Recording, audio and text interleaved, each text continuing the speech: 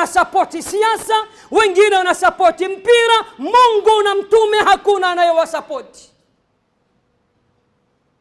Ukimpelekea swala msikiti na kujibu, na mimi na ujenzi kama huo unajenga msikiti, na hapo na nakutolea nje.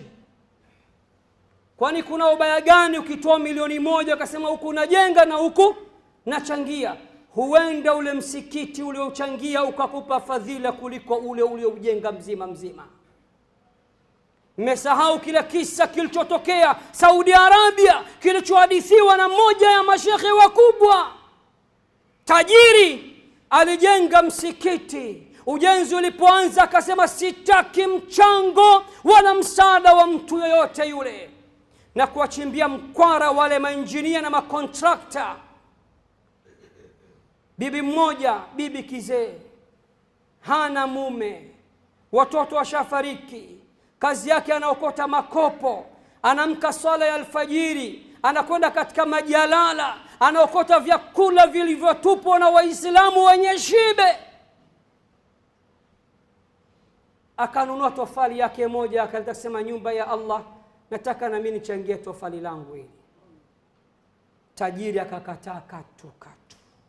Akamuona huyu ni anamletea gundu, anamwekea usiku, akamfukuza. Mama akaondoka. Siku ya pili alimvizia wakati hayupo, akawajia wale mafundi, akawapa tofali.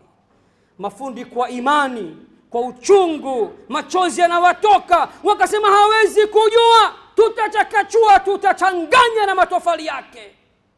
Hatimaye msikiti umekamilika. Cha kushangaza, ule msikiti wote ule, sehemu inayotoa nuru inang'aa, tofali moja tu. Subhanallah, subhanallah, subhanallah.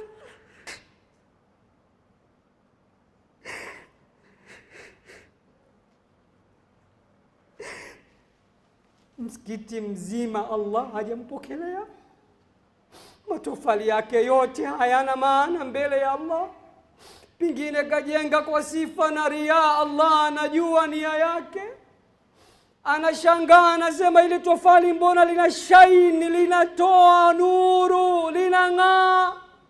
Anawaita wajenzi wanasema tuwe radhi sana bosi, yule mama alitung'ang'ania sana na akatufuatilia sana na akatusumbua sana. Yule mama baada kuona tumemhurumia, tukaamua kuchanganya tofali lake na matofali yako, na hatimaye tofali